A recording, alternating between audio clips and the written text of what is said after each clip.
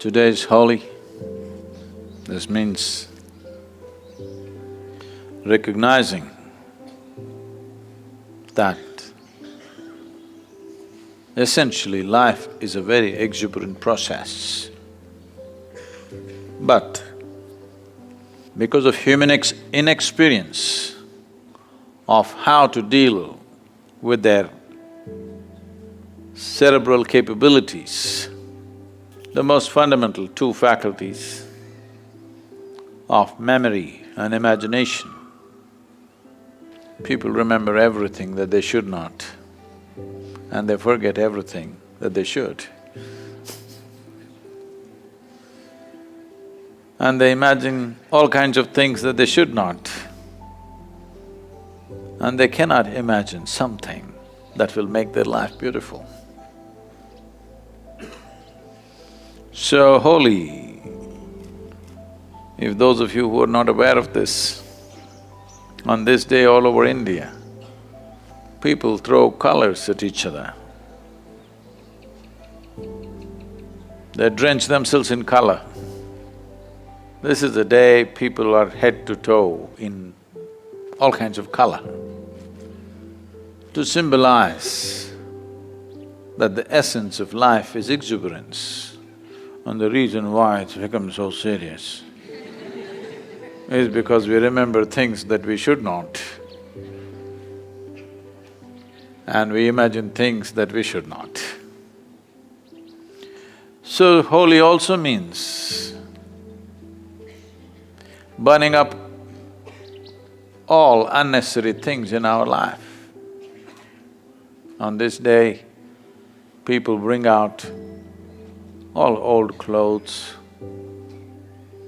and neighborhood children's toys. That's enterprise. All kinds of things that they don't need, they pile it up on the street and burn it.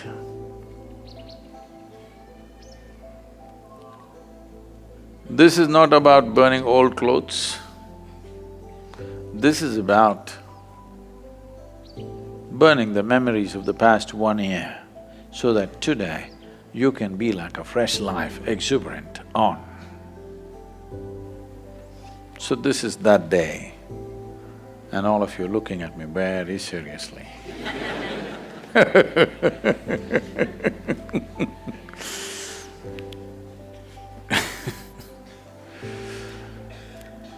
This is the time in India,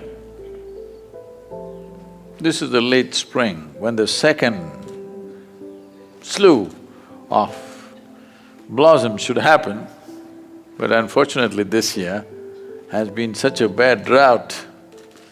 The mountains are looking brown for the first time in the last 6 to 7 years. They were looking brown 25 years ago, and we planted up this hill. But in the last 6, 7, 8 years, it's never looked brown, it's always been green. This year, it's turned brown because there's been no rain for almost 5 months now. But especially if the plants are not able to flower, the human being should assist. Hello? Plants are not able to flower due to lack of nourishment. You don't look undernourished. You must make it up. Because plants are not able to flower because of the drought, you must make it up with your smiles and your joy and your exuberance, because when nature fails, man is supposed to stand up. Hello?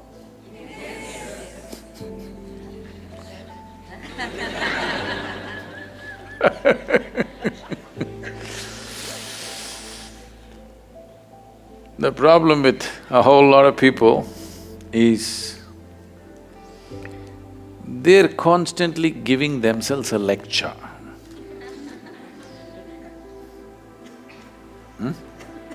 A lecture. Sitting in the satsang, not always are they listening to me, they're running a parallel lecture program. Any time of the day or night. It happened one night. Shankaran Pillai was walking home. He was going home. 2 a.m., 2 o'clock in the morning. And he was not able to hold a straight line because the damn planet is round, how to hold a straight line? So he was little wobbling around a bit. The policeman who was on the night beat stopped him and said, "Hey, you are not steady on your feet. Where do you think you're going at this time of the day?" Shankaran Pillai said, "I'm going for a lecture." The policeman asked, "Come on, 2 o'clock in the morning, who is giving a lecture?" Shankaran Pillai said, "You don't know my wife. It doesn't matter what time I get back, I get a lecture."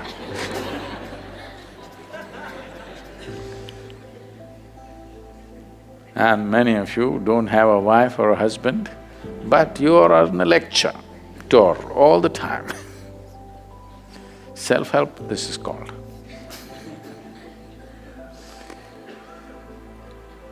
Just to stop this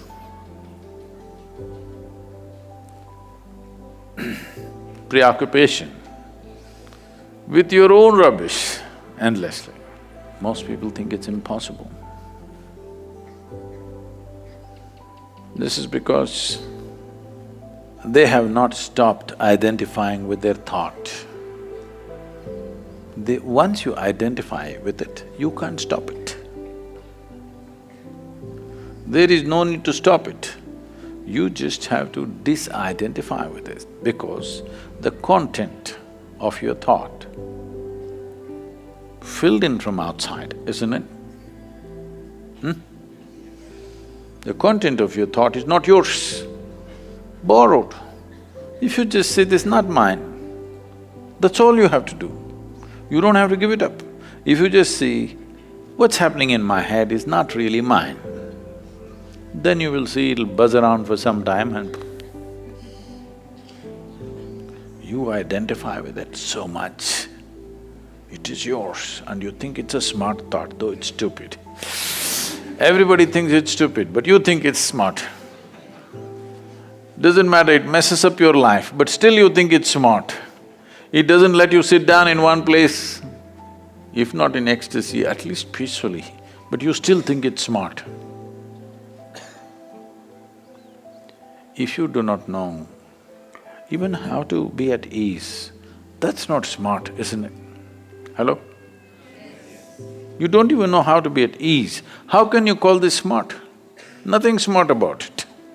It's the dumbest way to exist. But because you are so invested in it, you can't drop it.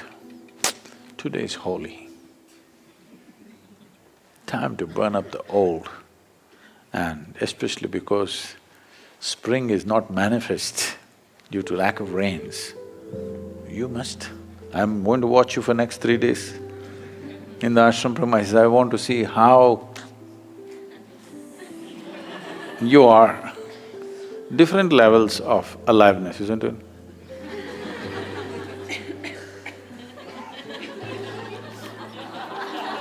Yes, different levels of aliveness.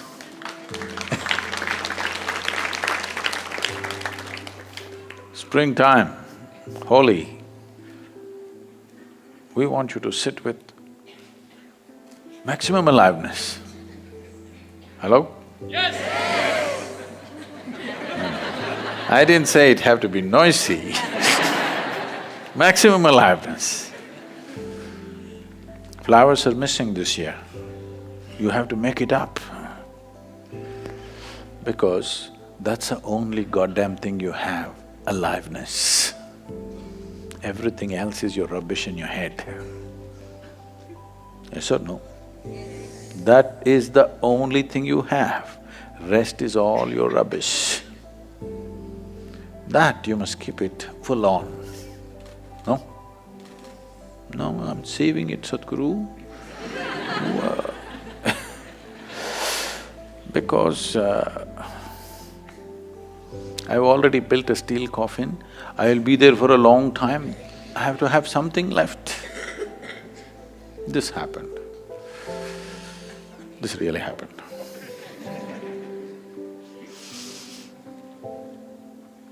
Again at 2 a.m. in the morning, the public prosecutor called the judge. The butler in the house said, "I can't wake him up, it's 2 o'clock in the morning." He said, "No, this is very urgent, you have to." Then he connected. This telephone rang in the bedroom and the judge picked up and asked, "Who is this?"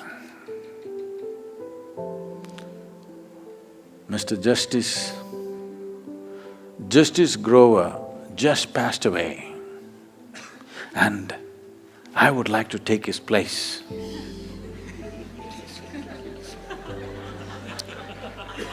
So the judge said, "Well, I got no objection if the undertaker doesn't mind."